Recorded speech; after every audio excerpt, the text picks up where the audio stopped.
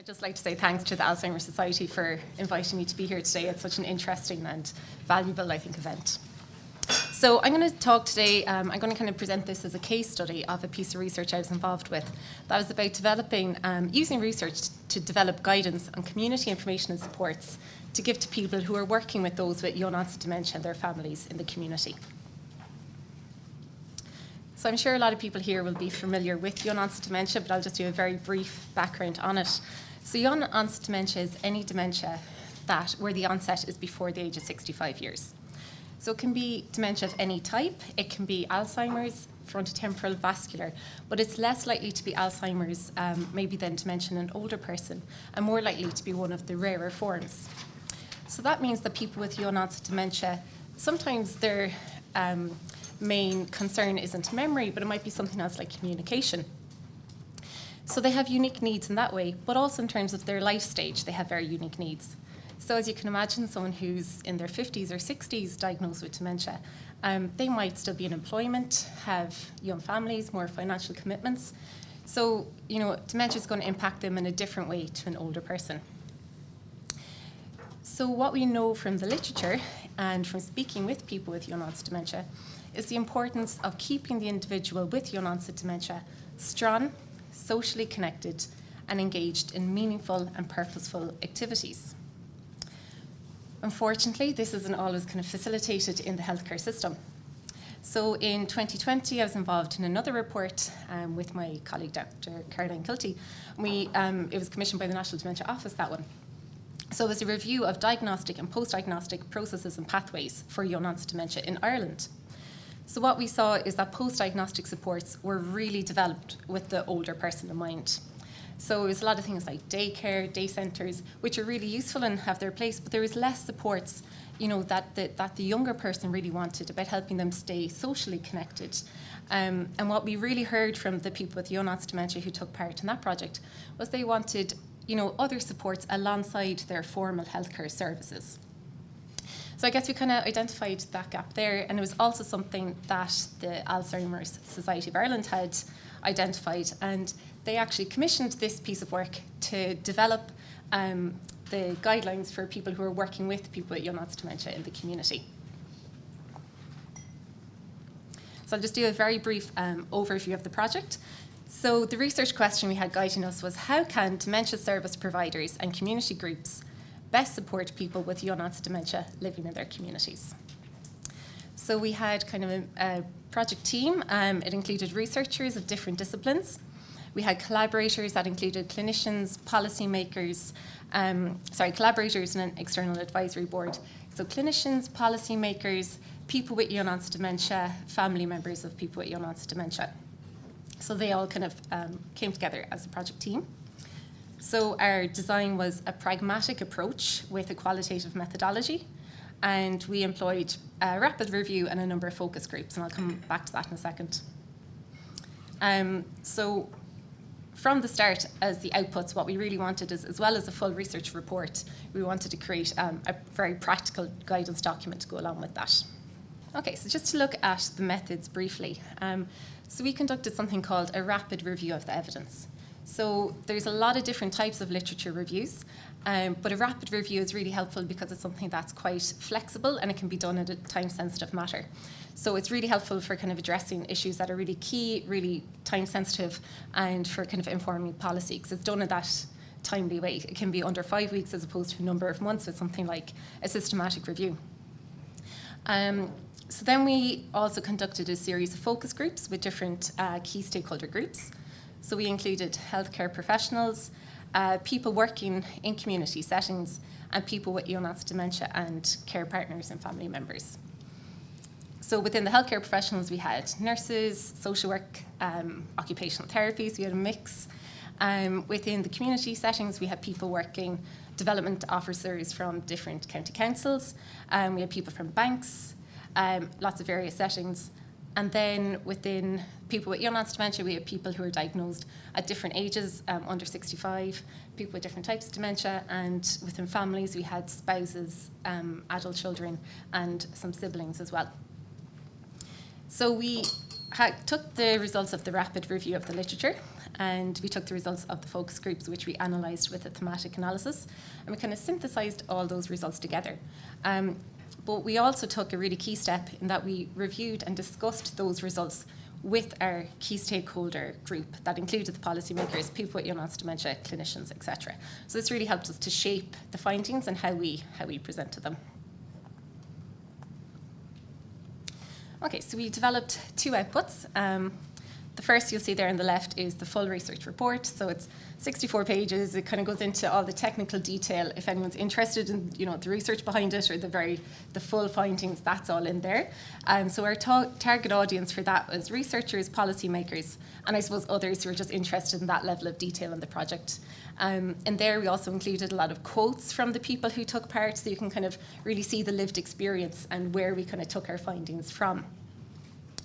The guidance document then, so this is a much shorter document, it's 20 pages long.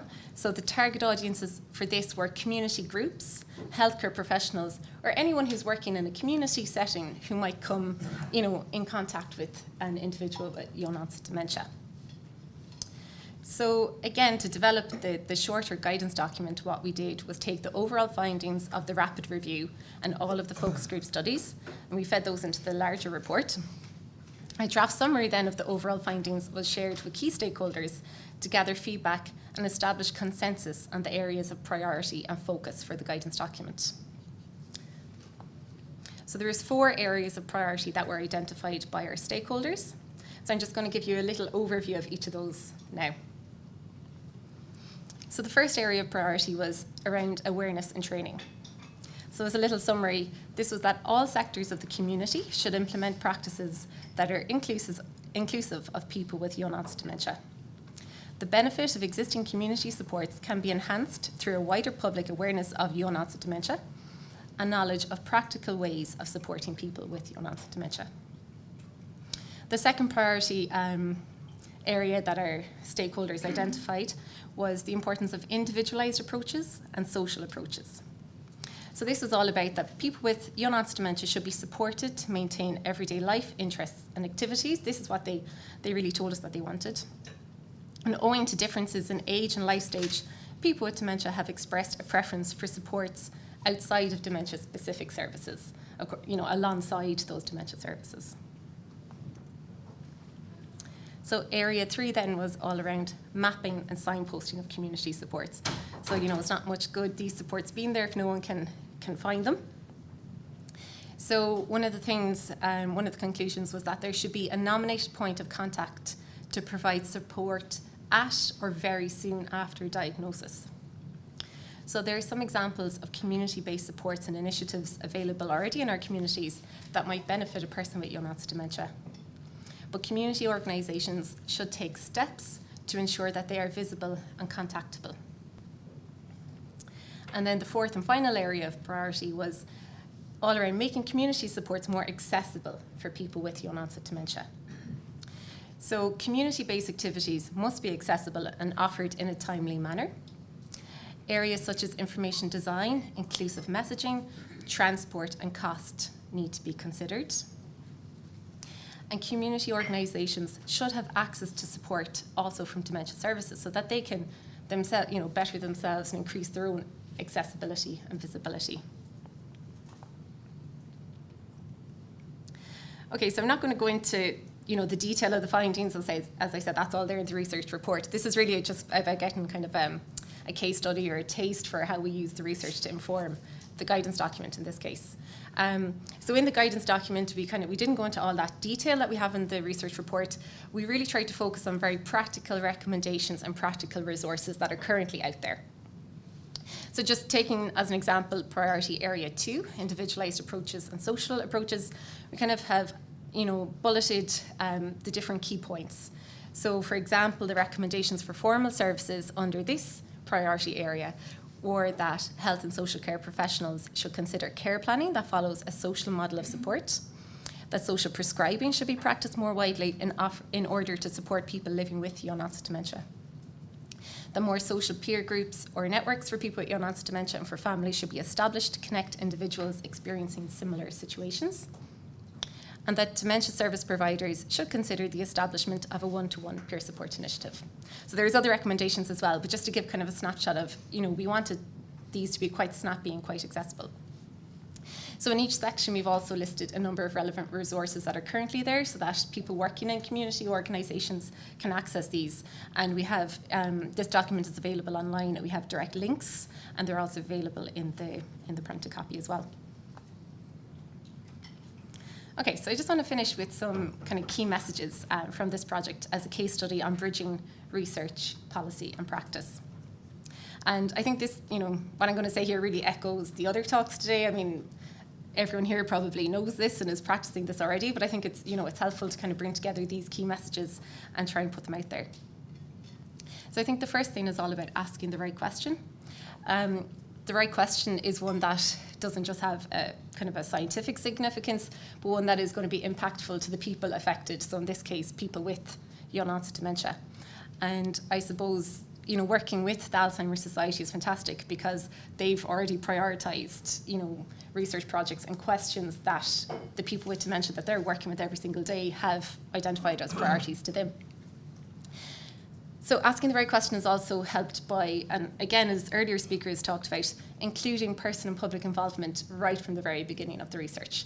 So not, later when you're looking for participants in that, but, early on when you're designing the focus, the research question, to making sure that it is something that will be impactful at the end of the research. As well as that then, PPI, again, kind of talking to the converted here, but so useful in not only designing the research, commenting on data collection methods, in helping in the recruitment strategy and advising on that, helping in pulling together the results, helping to synthesize the results, and kind of commenting on the best ways of disseminating those and good, how do we frame our key message, how do we word it, what kind of media can we use to get that out there. Another thing then is to employ pragmatic research design. So not to get too technical, but I think a pragmatic design for research is really helpful when you're doing kind of this health and social or policy research where you want it to have an impact. A pragmatic design is still very scientific and follows scientific research methods. So for example, for our rapid review, we followed the Cochrane guidelines for rapid review, which would be quite well seen. But it also allows for a little bit more flexibility, and it's a design that's more suited to mixed methods and qualitative methods. So like that, including the voice of the person with young onset dementia. So I think you can do that and employ a qualitative design that really speaks to the person, but still be really scientific about doing it. So you can get both your guidance document, but also a research report if that's what, for example, a funder is requiring. Collaborating between different groups then is really helpful. So I think I spoke already as well, we had our PPI involvement. We also had clinicians, policymakers, different researchers, people living with dementia, different parts of Ireland, just a complete mix of experts. And all of those people were experts and all brought something different to the table. And all were able to comment on different aspects of the findings that we found, different aspects of the analysis, and were able to bring different ideas when we were putting together the guidance document. So I think that collaboration as well is really key, especially making something that's that little bit more impactful than kind of a dry scientific study at the end of the day. Something else I wanted to comment on is focusing on the accessibility of the outputs.